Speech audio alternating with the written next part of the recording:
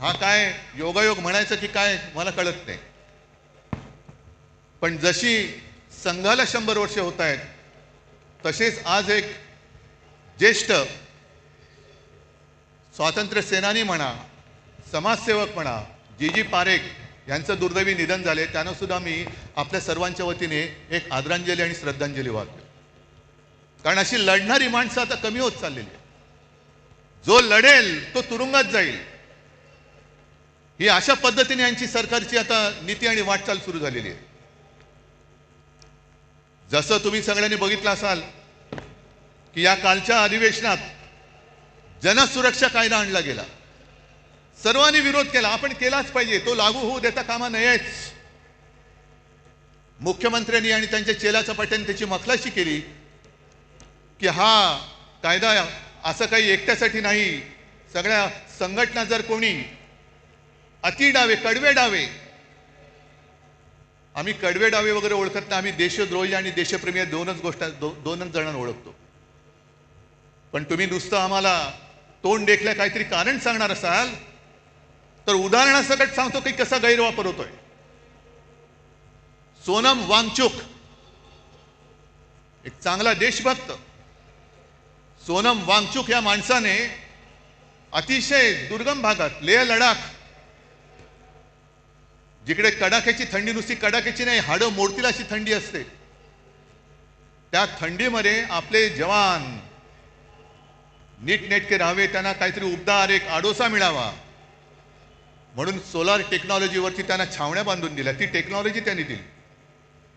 पाण्याचं दुर्भिक्ष होतं, ते दुर्भिक्ष होऊ नये, पाणी मिळालं पाहिजे म्हणून त्यांनी आईस तुपाची योजना आणली. काल परवापर्यंत जे मोदींची स्तुती करत होते, पण त्यांनी आंदोलन सुरू केलं का? न्याय हक्कासाठी. लेह लडाखला न्याय हक्क मिळालाच पाहिजे. न्याय हक्क ही लोकशाहीतली मूलभूत गरज आहे आणि न्याय हक्कासाठी त्यांनी लढाई करत होते, करतायत. उपोषण चालू ठेवलं होतं, पण सरकार ढुंकून बघायला तयार नाही. मग पेटले सगळे. काय त्याला आता जेनजी जसं नेपाळमध्ये पेटले, लेह लडाखमध्ये रस्त्यावरती आले आणि मोदी बाबांनी त्यांना सरळ उचलून रासुकाखाली आत टाकून दिलं. जा, 1 वर्षाचा बाहेरच पडणार नाही.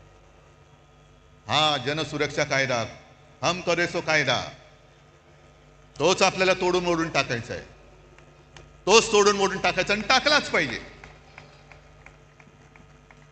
कारण मोदींची स्तुती करत होते तोपर्यंत वांगचुक हे देशद्रोही नव्हते, पण त्यांच्यावरती आता आरोप ठेवले की तुम्ही पाकिस्तानमध्ये जाऊन आलात, एका शिष्टमंडळातनं ते पाकिस्तानला गेले होते म्हणून देशद्रोही म्हणून जर वांगचुक यांना अटक होणार असेल तर नवाज शरीफचा केक गपचूप जाऊन खाऊन येणाऱ्या मोदींना काय म्हणायचं, ह्या सुद्धा प्रश्नाचं उत्तर आम्हाला मिळालं पाहिजे. न्याय हक्क मागणं हा या देशामध्ये देशद्रोह होतोय. आणि म्हणून काही वेळेला असं वाटतं की या सगळ्या कमळाबाईंनी चिखल करून ठेवलाय. जो म्हणतोय ते तुम्हाला आता कळेल. एक एक गोष्टी मी तुम्हाला सांगेन तसं. एक तर भाजप आणि प्रशासन, सरकार चालवण्याचा सूत्राम संबंध नाही, दुरान्वयाने सुद्धा संबंध नाहीये. 3 वर्ष मणिपूर जळतंय. आता काल परवाकडे मोदी मणिपूरमध्ये गेले. 3 वर्ष जळते मणिपूर. तिथल्या महिलांची धिंड निघते, धिंडवडे निघतात अब्रूचे. ना मोदी जायला तयार, ना दुसरे व्यापारी जायला तयार. पण एवढं करून मोदी गेले. आम्हाला असं वाटलं की मोदी काहीतरी तोडगा काढतील, ज्यांच्यावरती अत्याचार झाले त्यांना काहीतरी सांत्वन करतील. पण गेल्यानंतर त्यांचं भाषण आलं होतं. हसायचं की रडायचं. मणिपूरमध्ये गेल्यानंतर मोदीजीने भाषण केलं, मणिपूर के नाम में ही मणी है. और ते तिकडे जाऊन कशाला बघायला पाहिजे? आम्हाला इथेही कळतं, म्हणून मराठी सक्तीची पाहिजे. मणिपूरमध्ये जाऊन तुम्हाला मणिपूरमधला मणी दिसला, पण मणिपूरच्या जनतेच्या डोळ्यातलं पाणी नाही दिसलं. तिथली जनता रडते, तिथली जनता आक्रोश करते. पण आमचे पंतप्रधान तिकडे जाऊन मणिपूर के नाम में ही मणी आहे, कशाला जाता मग तिकडे? ही जी यांची सगळी जी वृत्ती आहे, मला असं वाटतं काही वेळेला विचार केल्यानंतर की भाजप म्हणजे आता अमिबा झालेला आहे, अमिबा. म्हणजे तो एक पेशीय प्राणी असतो ना, काय जीव असतो तो, सगळ्यांना शाळेमध्ये होता.